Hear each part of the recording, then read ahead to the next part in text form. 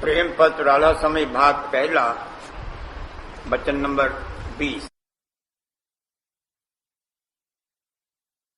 नेत्र के स्थान से सूरत को अंतर में चढ़ाना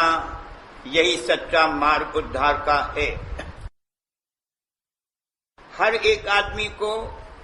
चाहे मर्द होवे या औरत, जो दुनिया के हाल को गौर से देखता है और जो कुछ की हालतें जीवों पर गुजरती रहती हैं, विचार के साथ उन पर नजर करता है,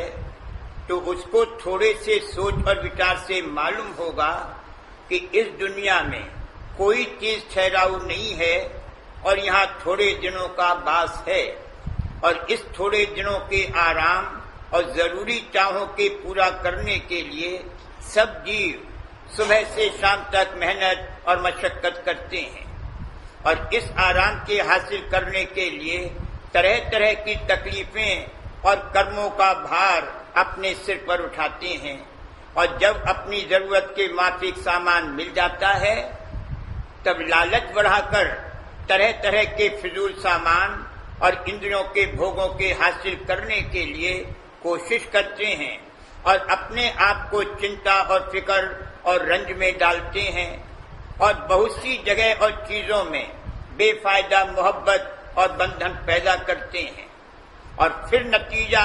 यानी फल उसका ये होता है कि थोड़ा बहुत इस किस्म का सामान इकट्ठा करके और कुछ उसका भोग और रस लेकर सबका सब सामान मरने के वक्त यहीं छोड़कर चले जाते हैं। विचारवान आदमी ऐसे हाल को गौर से देखकर जरूर अपने मन में ये ख्याल करेगा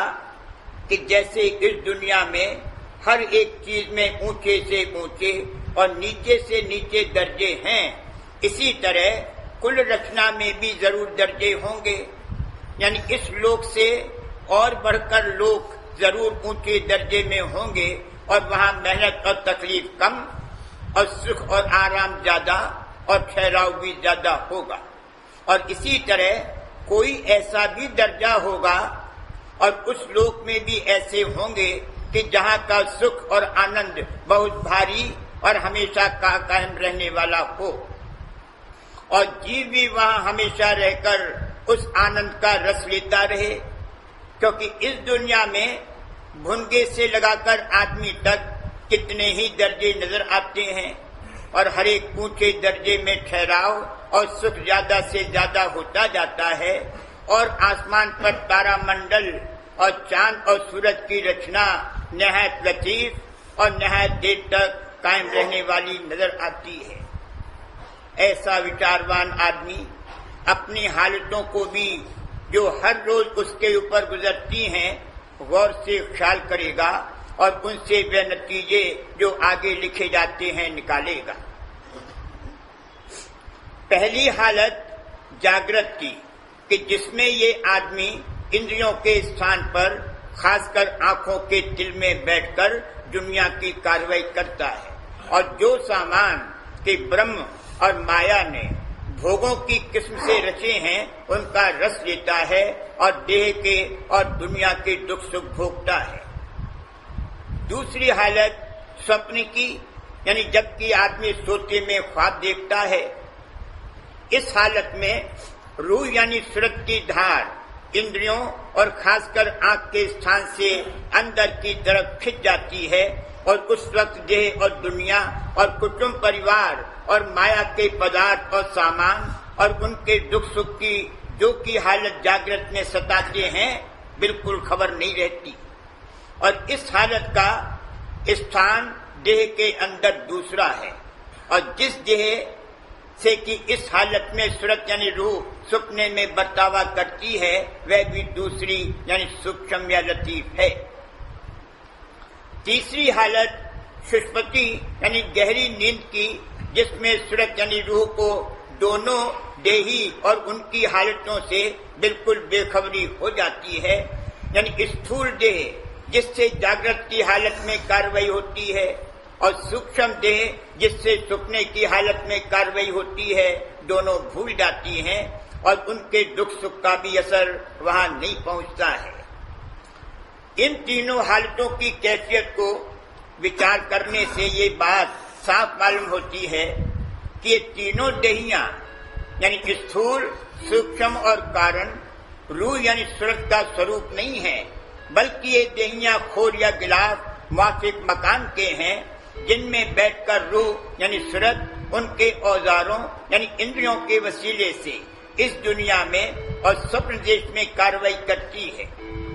और सुषुप्ति के देश में कुल कार्रवाई इस किस्म की बंद हो जाती है और जिस कदर की दुनिया और देह के दुख सुख हैं, वह उसी हालत और उसी देह के संग करने में सूरत यानी रूह को व्यापते हैं। और जब वो हालत और उसकी देह बदल जाती है, तब उन दुखों और सुखों का असर सूरत यानी रूह पर बिल्कुल नहीं पहुंचता है। इस नतीजे से ये बात साफ जाहिर होती है कि सूरत यानी रूह एक जुदी वस्तु यानी चीज है और देही जुदी चीज है। और सूरत को देहियों का संग करने और उनके औजारों यानी इंद्रियों के वसीले से बाहर की रचना के पदार्थों का रस लेने और उनमें मन को बांधने और लगाने से दुख सुख भोगना पड़ता है। जो सूरत इस तरफ से यानी मन और इंद्री और देहियों और भोगों की तरफ से चित्त को हटाकर अंतर में अपने निज रूप की तरफ जो सुषुप्ति अवस्था यानी गहरी नींद की हालत के परे है, और फिर उस निज रूप के भंडार की तरफ जो कि माया की हद के पार है और वही सच्चे मालिक और सर्व रचना के पिता का धाम है, शौक के साथ तवज्जो करे तो उसको अपने निज रूप का आनंद और सुख हासिल होने लगे और दुनिया और देह के दुख सुख से निर्वृत्ति यानी अलहदगी, जिसको मुक्ति कहते हैं, फौरन हासिल होती हुई मालूम होने लगे। सूरत यानी रूह और उसका भंडार सर्व आनंद और सर्व सुख और चैतन्य शक्ति का खजाना है और उसी की धारों से जब वह इंद्रियों के स्थान पर आकर ठहरती है, हर एक इंद्री के भोग का रस मालूम होता है और जो वह धार न आवे तो कुछ मजा या रस या स्वाद मालूम नहीं हो सकता है।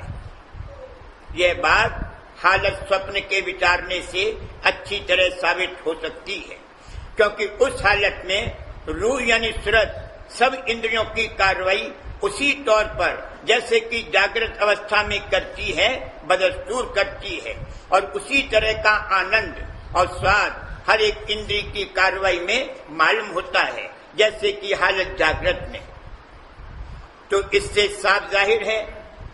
कि ये सब रस और सुख और आनंद रूह यानी सूरत की धार में है और बाहर के पदार्थ सिर्फ एक वसीला उस धार के इंद्री के मुकाम पर अंदर से खींचकर लाने का है। यानी आदमी के अंतर में सब रस और स्वाद और आनंद हर तरह का और ताकत उसके भोगने की मौजूद है।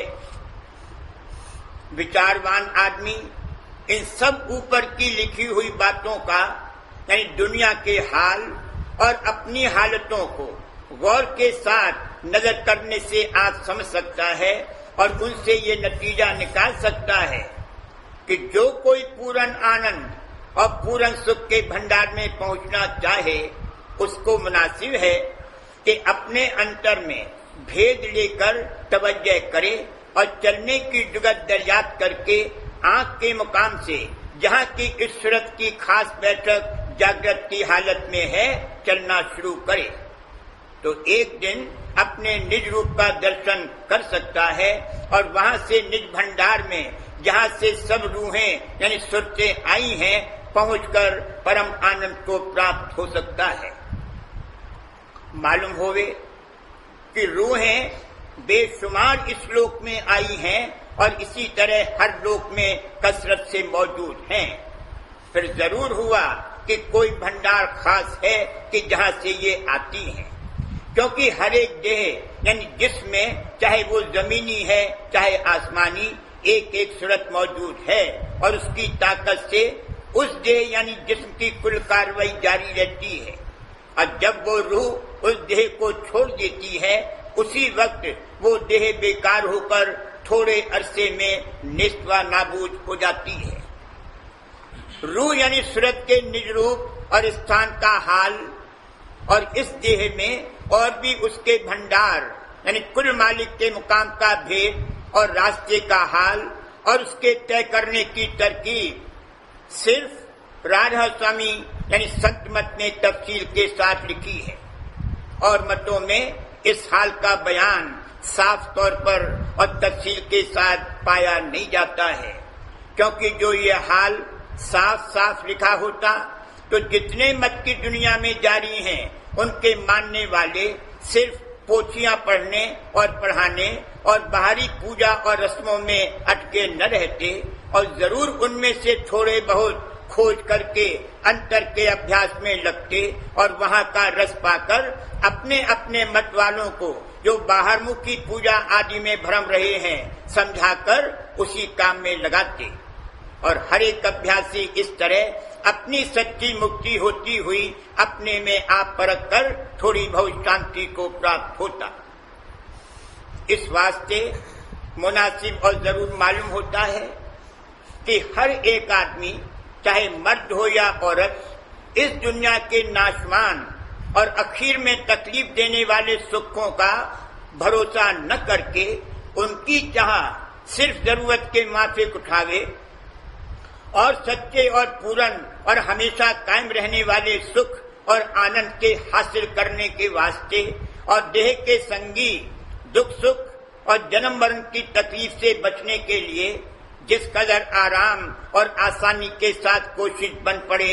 हर रोज करे, और इस काम के करने के वास्ते माफिक उपदेश राधा स्वामी मत के ये जरूर नहीं है कि कोई आदमी अपना घर बार और कुटुंब परिवार और उद्यम और रोजगार को छोड़ दे। सिर्फ इतना दरकार है